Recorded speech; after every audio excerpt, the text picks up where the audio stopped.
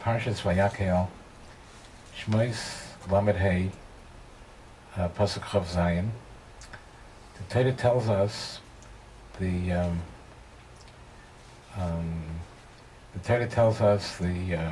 Nidvas HaNesiyim, what the Nesiyim contributed toward the Mishkan. It says in the Pasuk, "HaNesiyim Heviu Eis Avnei Hashoyam ve'Eis Avnei Hamiluim."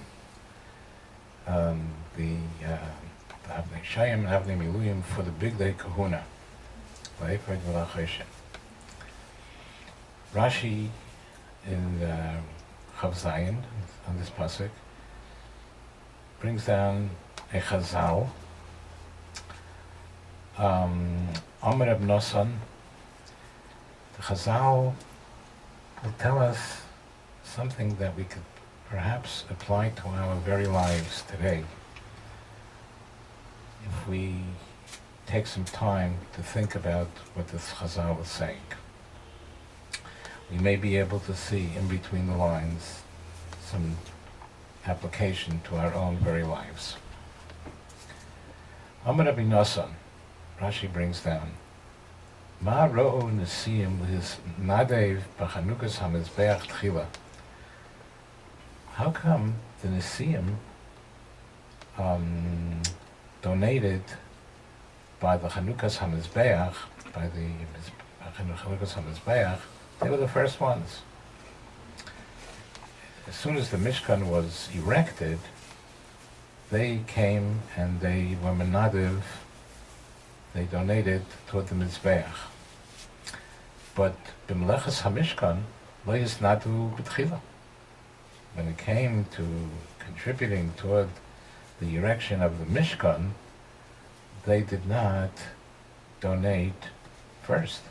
Only for the Mizbeach did they donate first, but not for the Mishkan.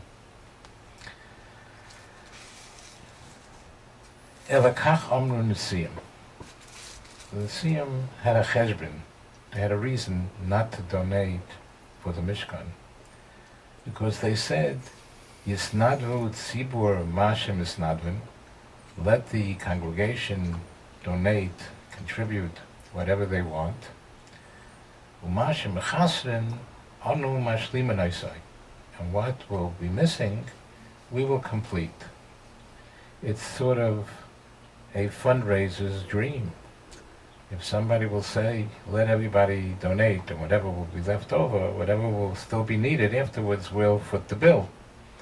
So it seems to be a fundraiser's dream. And the Nesiyim thought that they were doing a very great thing. But Kiven Sheshlimut Tzibur es Hakel, once the congregation donated everything that was needed, it was not necessary to donate anymore. Shenema v'hamalocha hoisodayim, because it says that all the donations that were necessary for the Mishkan was enough from the tzibur. And in fact, v'hoiser, it was even extra, more than necessary. So Amru Nesiyim, so the Nesiyim said, Ma aleinu la'asos, what should we do? What could we do? We weren't zecher. We didn't have the privilege to donate toward the Mishkan. So what should we do? So at least nitain the big day kahuna. They gave their donation towards the Mishkan for the big day kahuna, for the Avnei Shoham and Avnei Miluyim, because that was not covered yet. They were still able to do that. And the Rashi Mefurish explains a little bit more. It says, what do we do to correct what we missed out on?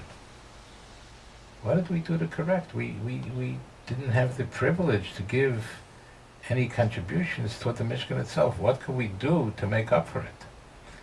That's why Hisnadvu b'chanukas hamizbeach tchila. That's why, at least when it came to the Mizbeach, they were first. They sort of missed the boat regarding the Mishkan, but for the Mizbeach, they wanted to make sure they get it in, and they were first. And the question sort of is, why? Rashi concludes, and Chazal conclude, Ulafishin is atzlu mitchila, because they were lazy from the beginning. Nechsera ois mishmom, therefore the Torah wrote down the word Nesiim defectively. V'hanesiim ksiv chosa yud. There's no yud. Usually there's a yud, at least one or two yud in the word Nesiim. And here, in Pasuk Chosayin that we're learning now, the Torah did not write any yud at all. To point out to us that there was something wrong with the giving of with the not giving of the Nesiim, because they were nisatzlu, because they were lazy. So first of all, the question is, in other words, the Chazal are saying that the Nesiim were lazy to give, not to give any contributions toward the Mishkan. And the question is, Gewalt, who are we talking about here? We're talking about Gedolei Olam. These were Nesiim of a third Deya. These were Nesiim of the greatest generation that ever lived, and they were the leaders of it. These were the same people. They saw all the Makkos in Mitzrayim. They saw the Yad Hashem. They openly. They saw Dam, Tzvadeya, Ginim. They saw all the Makkos. They sort of saw Hashem at work. How could they be too lazy to donate to the Mishkan? They knew that there was a Rebbeinu Shalom, and they saw him in action. And furthermore, these were the same people that went through the Kriyas Yamsuf, they went through the Yamsuf, they went through the Red Sea, and Chazal tell us they were in such a high level of Ruas HaShivcha Alayom Mashalei Roy Yecheskel Ben Buzi. They saw a simple maidservant saw more. They reached more ruknius, more a higher spiritual level than the great Novi Yecheskel Ben Buzi. Ruas HaShivcha Alayom Mashalei Roy Yecheskel Ben Buzi. How could these people be too lazy to donate toward the Mishkan? And in fact, Chazal even say more. They say when they went through the Yam Suf, they pointed to the heavens and said, Zeh Keli V'Yam, this is my God. Whatever that means, that they were such a level that they sort of almost saw HaKadosh Baruch Hu. How could it be that people of such a high caliber could be nisatzlu, should be lazy to donate to the Mishkan? So first of all, when we're dealing with such great people, it's not a blatant laziness. It's some sort of a dakis. It's some sort of a thin strand of laziness. There was, you can't say on such great people that they were actually blatantly lazy. So even there was some sort of laziness there. It could happen. The question is, how could it happen to such people? And the answer is, it could happen.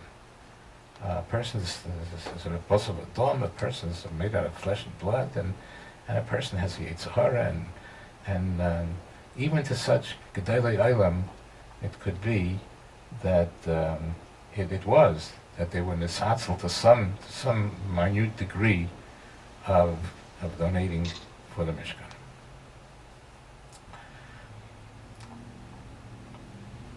So, if this is all so, then how much do we have to apply this to our own lives? You know, we have to question ourselves, are we serving our Kodesh Baruch Hu the best we can? Do we learn Torah? Do we do mitzvahs? Do we do chesed? Do we give tzedakah? especially do we give tzedakah? That's what it's talking about here.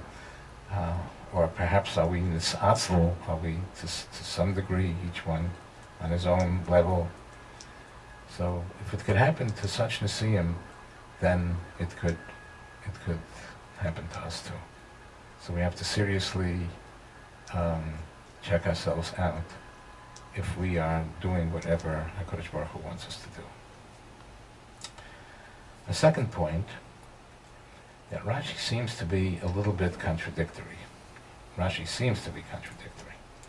Because first Rashi says that the Nisim did not give towards the Mishkan because they said, Yisnadvu tzibur mashem yisnadvu.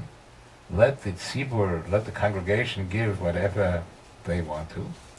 Umashem echasrin onum mashlimin oisai.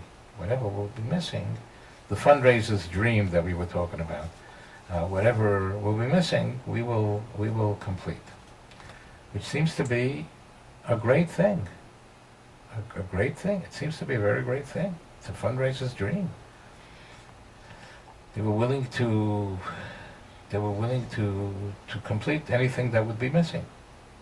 And then Rashi at the end says it was laziness. It wasn't such a great thing. It was sin, sort of. It seems to be somewhat contradictory, but of course it's not contradictory. Because in their minds, they were doing the biggest mitzvah in the world.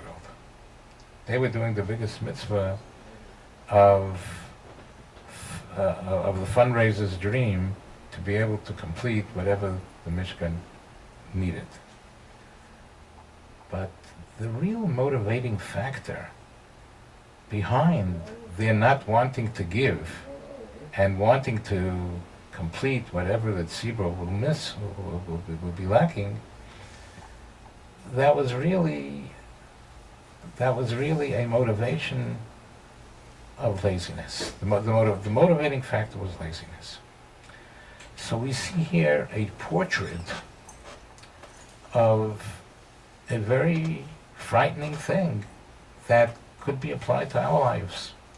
A person can think he's doing the biggest mitzvah in the world and he's doing a sin. Because he's being motivated by not good reasons. And that's very frightening. Here we think we're doing the greatest mitzvah in the world, and really, who knows what's causing me to not to do, or to do the wrong thing. This is something that the person has to really check himself out, has to really think about what is motivating him to do or not to do what should be done. So this, I think, is a very frightening musar that we should all learn from. That anytime we have to do a mitzvah or not do an aveira, or do or not do, we have to check ourselves out to see if we can figure out what is really motivating us. Sometimes we have to speak to others to help straighten us out, that we should think straightly, because every person is biased and has his own biases. Hashem should help us that we should be able to see these two things through, that we should know exactly what is motivating us to do whatever we're doing, and also to check out if we're perhaps lazy to some degree and not doing what we should.